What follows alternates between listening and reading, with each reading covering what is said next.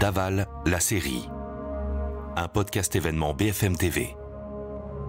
Un jour, on nous apprend que Jonathan est revenu sur ses déclarations et qui nous accuse que c'est nous les meurtriers. On s'est regardé, moi j'avais envie de sourire, je me suis dit mais c'est une blague là. Puis on nous dit non, vous êtes accusé de meurtre. On est convoqué par le juge à Besançon.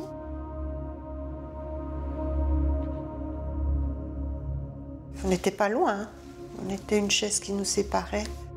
Je lui ai dit, mais arrête d'être dans ton déni, on ne peut pas rester dans ces mensonges. Avance, ce que je lui ai dit. Je m'appelle Isabelle Fouillot, j'ai perdu ma fille et je vais maintenant découvrir qui est Jonathan.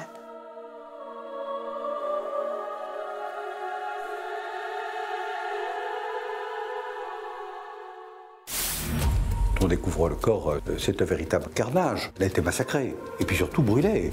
Elle a été suppliciée, Alexia. Elle était ma première supportrice, mon oxygène.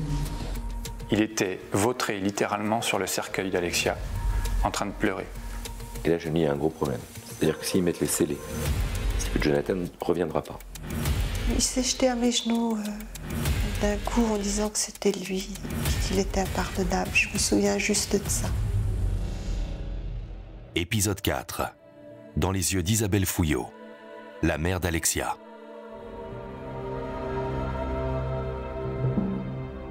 Dimitri Ramelot, correspondant de la radio RTL dans le Grand Est. Fin janvier, début février, donc Jonathan Daval a avoué en garde à vue. Il part en prison, les masques sont tombés. Cette maison de la rue de Sonjour est donc plongée dans le calme. Il y a des scellés qui sont mis partout. Gilles-Jean Portejoie, avocat de la famille Fouillot. Je n'entends plus parler de cette affaire autrement qu'à la télévision, dans les médias, pendant des jours, pendant des semaines, pendant des mois. Je n'ai plus aucune nouvelle. Louise Colcombé, journaliste au Parisien. Pour nous, journalistes, l'affaire, elle est pliée. Il a avoué, l'instruction suit son cours. Bon, on a quand même des contacts réguliers avec les avocats. Et puis, quelques propos sibyllins nous font comprendre que c'est peut-être pas fini. Et puis là, patatras quand même. 27 juin 2018, il est entendu par le juge d'instruction et on apprend qu'en réalité, il a complètement changé de version. Lui, il n'y est pour rien. C'est un spectaculaire revirement dans l'enquête sur le meurtre d'Alexia Daval. Jonathan Daval nie avoir étranglé sa femme dans la nuit du 27 au 28 octobre dernier. Il parle maintenant d'un complot familial. Il accuse son beau-frère d'en être le meurtrier. Il affirme que c'est lui qui l'a étranglé. On nous tue notre enfant, on apprend que c'est notre gendre, et puis maintenant on apprend que c'est nous les meurtriers. Comment vous dire, comment encaisser tout ça? Grégory Gay, le beau-frère d'Alexia. Il dit que ce samedi soir, le repas s'est pas très bien passé, qu'une dispute a commencé à éclater entre Alexia et lui, et que Stéphanie s'en est mêlée, qu'elle s'est fritée avec sa sœur, et après c'est moi qui m'en suis mêlé, et j'ai fini par l'étrangler. C'est ça qu'il raconte. Mais nous, on n'y a pas cru, on a cru que c'était une plaisanterie. Nous, on s'est regardé, moi j'avais envie de sourire. Je me suis dit, mais c'est une blague là. Et puis après, ça tourne en boucle avec ma tête, mon nom associé au meurtrier d'Alexia. Stéphanie est la grande sœur d'Alexia. On vous présente vraiment comme étant les coupables, on dit qu'on a les clés de la vérité et que vous allez être bientôt sur le banc des accusés devant une cour pénale. Et après, c'est tous les regards, c'est tous c'est votre vie qui en est complètement bouleversée. Randall Schwerdorfer, avocat de Jonathan Daval. On apprend que Jonathan change de version. C'est Metz Patafora, en fait, qui nous prévient. Je suis en train de faire le point sur le dossier avec ma juriste au cabinet, avec Madame Guéden. Et Ornella revient de la maison d'arrêt de Dijon. Elle nous dit, Il y a une évolution dans le dossier à laquelle on ne s'attendait pas du tout et elle nous fait part de l'existence de cette nouvelle version. Et là, on reprend tout le dossier. Et effectivement, on se rend compte que ce que dit Jonathan, en l'absence de vérifications qui n'ont pas été faites, est cohérent. Le juge d'instruction est surpris, il est étonné par cette version et il va ordonner tous les actes d'investigation pour vérifier ce que dit Jonathan. Maître Gilles-Jean Portejoie représente la famille d'Alexia. Grégory me parle, il me dit sa souffrance régulièrement au téléphone. Nous décidons de solliciter de la part du magistrat instructeur une confrontation. Je me dis, il faut qu'il en fasse de lui, il faut que ces accusations, dans le blanc des yeux, face à face, à 1 mètre l'un de l'autre, il les réitère. Louise Colcombé, journaliste au Parisien. Il y a une vraie dramaturgie en fait dans cette affaire. Et là on se dit là c'est un nouvel acte. C'est comme si voilà, il y a un entracte, on reprend et là on se dit bon, après ce coup de théâtre incroyable du complot familial, on se dit mais jusqu'où il va aller, est-ce qu'il va maintenir? Et là on sait qu'en fait psychologiquement il peut craquer parce qu'il y a quand même ce lien qu'il a avec la famille qui est très fort. Je ne sais pas quelle heure au terme. Je savais que c'était hyper important. Après, moi, je savais que je ne pouvais pas me mesurer à Stéphanie et Grégory qui cherchaient la faille dans son récit et que moi, je faisais avec ce que je suis, avec mon émotion, avec l'amour que j'ai eu pour lui. Et j'avais que ça en main. Grégory Gay, le beau-frère d'Alexia. Notre avocat finit par nous emmener dans le bureau du juge, puis après on va passer par 2 groupes. On nous expose bien comment on va procéder, que de telle heure à telle heure on commence par Grégory et que de 10h à midi c'est Stéphanie. Randall Schwerdorfer, avocat de Jonathan Daval. On est sur un dossier d'émotion. Et première confrontation, il me semble que c'est Grégory Gay. C'est très froid, c'est clinique, c'est glacial. Il est toujours effacé, toujours sans émotion. Je me rappelle que je l'interpelle à un moment donné et je lui dis « Mais Jonathan, là, il se retourne vers moi, il me regarde dans les yeux. Je dis « Là, c'est une des dernières chances que tu as de dire la vérité. Tu maintiens ta version, tu continues à dire que c'est moi qui ai tué Alexia. » Et il fait « Oui, froidement. » Puis il se retourne, puis il ne me parle plus. Daval reste sur la même position. C'est toi, tu sais très bien que c'est toi qui est à l'origine de la mort de ta belle-sœur. Donc on ne bouge pas, mais c'est encore plus tendu. Arrive la sœur d'Alexia, c'est pareil, rien, mais vraiment... On se quitte, il est à peu près 13h, et là toute la famille se retrouve. J'ai des choses que je prends aussi. On va manger vite fait dans un café plus loin, où la défense mange aussi, où tout le monde est là. Gilles-Jean Portejoie, avocat de la famille Fouillot. Je sentais Isabelle extrêmement concentrée, très motivée. Elle sentait qu'elle avait quelque chose à faire valoir, qu'elle était en quelque sorte la personne qui pouvait faire bouger Jonathan Daval. Il dit, je vais lui parler de son chat. Il est très attaché à ce chat, ça peut peut-être le toucher. Je me suis dit, allez, le chat, il est chez nous. Est-ce qu'il y pense au chat? Est-ce qu'il pense encore à Happy? Est-ce que le chat, ça peut pas lui éveiller des souvenirs heureux ou lui faire ressentir quelque chose? C'est pour ça que j'ai eu l'idée de la photo, mais je ne savais pas si j'avais le droit ou pas de la photo. Je l'ai emmenée avec moi et on m'a dit que je pouvais lui montrer.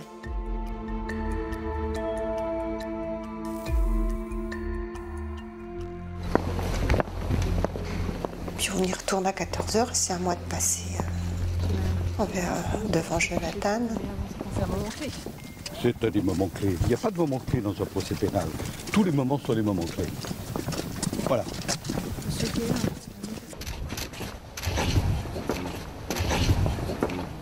Madame Fouillot a juste ce supplément d'âme que les autres n'ont pas, c'est-à-dire que quand elle rentre, elle lui dit « Bonjour Jonathan ». Je le regarde, Parce qu'il était de côté et il ne me regardait pas. Et donc je me mets bien devant lui et je lui dis bonjour Jonathan. Et là, il se retourne et il me dit bonjour. Ça va complètement déstabiliser Jonathan, ce bonjour. Hein. Je me tourne vers lui et je lui donne la photo en main et je lui demande s'il a vraiment aimé Alexia. Qu'est-ce qu'il ressent quand il voit cette photo et est-ce que le chat lui manque? Est-ce que... On a dû parler du chat et puis je lui ai parlé qu'il fallait qu'on comprenne. Nous, on savait que c'était pas nous. Je lui ai dit, mais arrête d'être dans ton déni, on ne peut pas rester dans ces mensonges. Avance, que je lui ai dit. Ornella Spatafora, l'avocate de Jonathan Daval. Jonathan pleure. C'est la première fois depuis tout le début de la journée que là, il craque. On sent que c'est plus du tout... voilà, il est très fragilisé, il est très déstabilisé. Il va s'effondrer. Il va me dire à l'oreille, est-ce que je peux lui dire? Comme s'il attendait mon approbation. Il n'avait rien à attendre de moi. S'il voulait lui dire, c'était le moment. Je pense qu'il s'est jeté à mes genoux d'un coup en disant que c'était lui, puis qu'il était impardonnable. Je me souviens juste de ça. Voilà, c'est vraiment le moment. Il a dit oui, c'est bon. À un moment donné, il a lâché prise. Et il s'est jeté à mes genoux. Et bien là, puis je l'ai relevé.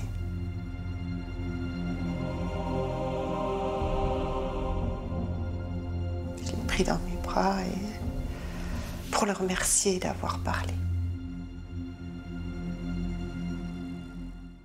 Randall Schwerdorfer, avocat de Jonathan Daval. On vit une scène unique. J'ai jamais vu une chose pareille. Hein. Je sens que tout le monde est très affecté par la scène. C'est surréaliste ce qui se passe dans ce bureau. Mais on verrait une mère avec son fils prendre son fils dans les bras dans un moment douloureux. Ce serait la même image. Ce serait la même image. Mais cet homme a tué sa fille.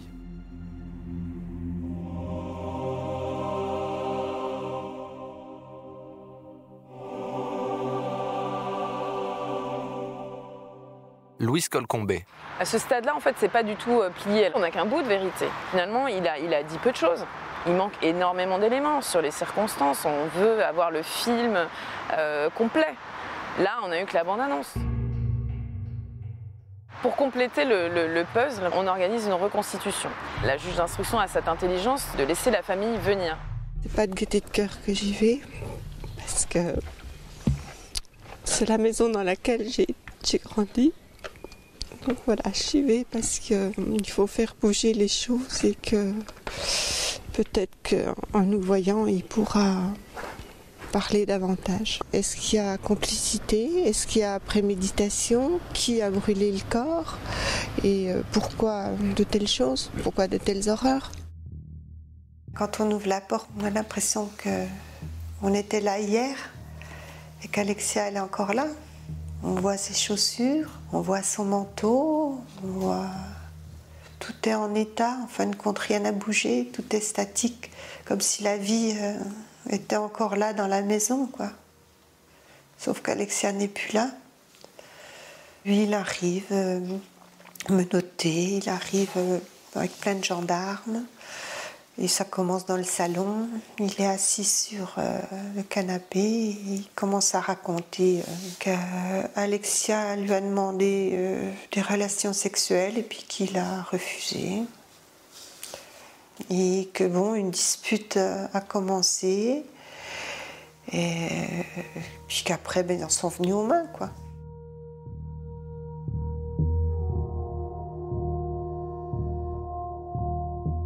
Stéphanie est la grande sœur d'Alexia.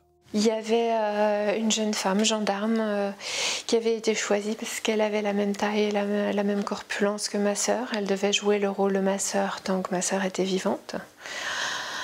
Donc on voit Jonathan s'en prendre à elle, on voit ce qu'il fait, où, comment, les coups qu'il lui porte, il doit les rejouer, les mimer sur cette jeune femme. Et puis il y a le moment de l'étranglement, et là il doit le refaire. Et il a tenu 1 minute, et la juge lui a dit non, ça n'a pas duré 1 minute, ça a duré au moins 4 minutes. Et il a fallu tenir 4 minutes. Et bien c'est long 4 minutes, quand on étrangle quelqu'un. Donc il aurait pu reprendre ses esprits. La volonté de tuer était là.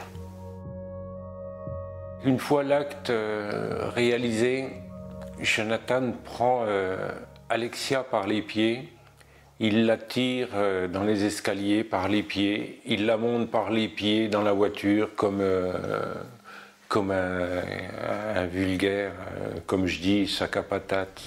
Comment qu'on peut faire ça à quelqu'un qu'on a aimé, s'il y avait de l'amour?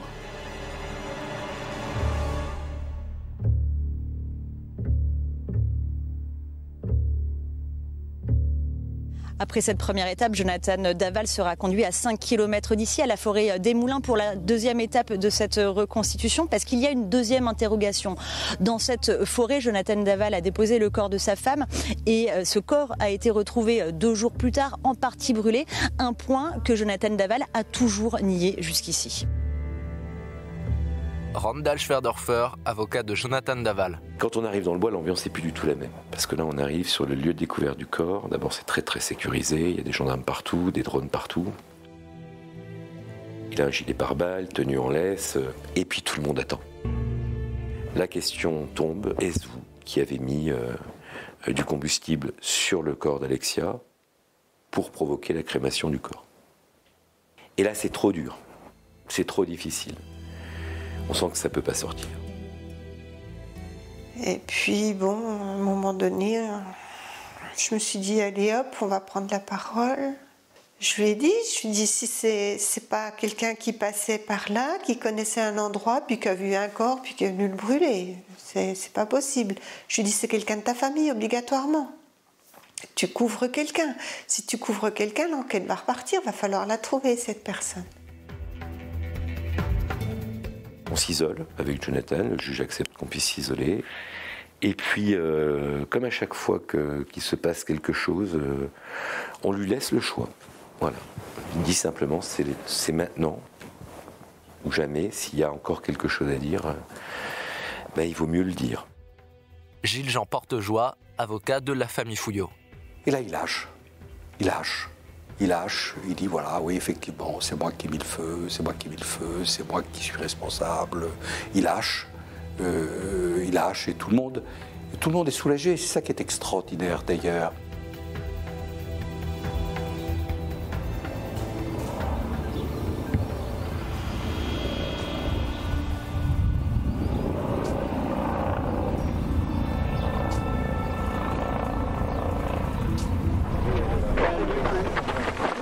La vérité, nous l'avons eu. C'est tout ce qui compte. C'était très long, très difficile à obtenir, mais avec le savoir-faire de tout le monde, nous y sommes parvenus. C'est tout ce qui comptait pour moi. Ah ben là, je sais pas qui il est. Hein. Il a vraiment 2 côtés. Hein. C'est vraiment... Il est vraiment ambivalent et je sais pas. Je ne le connais pas.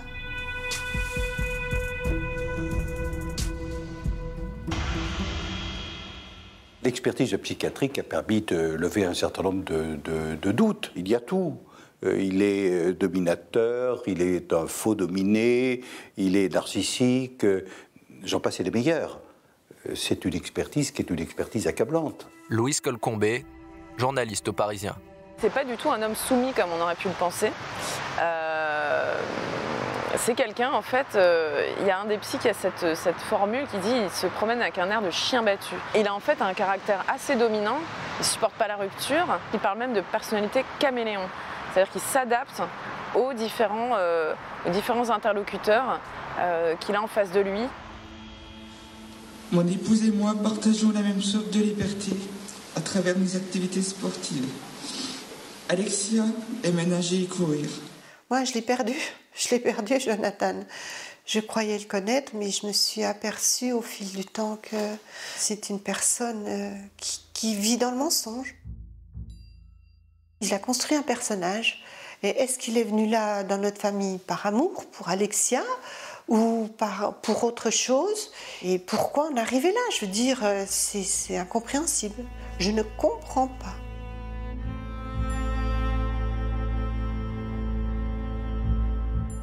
Stéphanie est la grande sœur d'Alexia.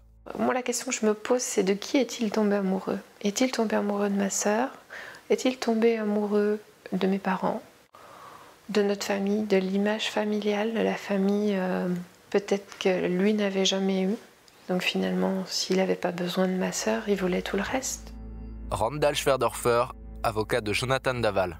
Je reste intimement persuadé que Jonathan, dans ce couple, dans cette famille, à un moment, va se rendre compte que c'est plus sa place, qu'il n'est pas heureux.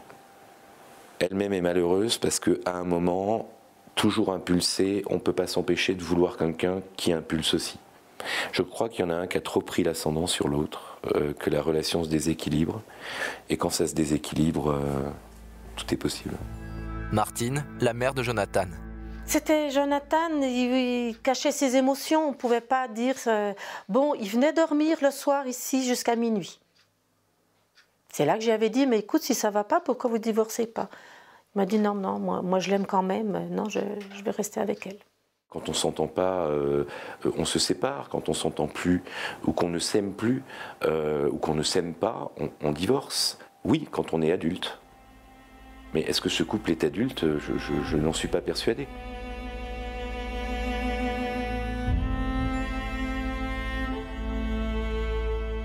C'était pas un homme au sens propre du terme. Moi, je pense que c'était encore un enfant et qu'il ne pouvait pas être un homme. Il y a quelque chose qui l'empêchait d'être un homme. Et je pense qu'Alexia a dû le voir ou en avait marre. À un moment donné, il faut savoir qui on est. Et je pense qu'il ne savait pas qui il était, Jonathan.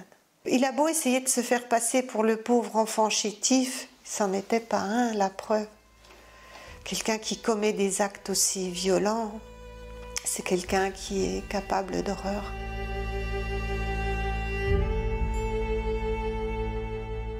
Tout ce qu'on fait nous rappelle Alexia. Il n'y a pas une journée où on ne peut pas penser à elle. C'est impossible. On se promène en ville, on voit une petite blondinette, ça y est, c'est Alexia.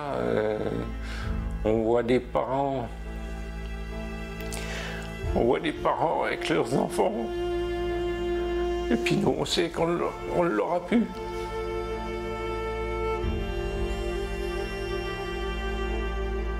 Retrouvez tous les épisodes de Daval, la série, sur l'application BFM TV, sur bfmtv.com et sur toutes les plateformes de streaming.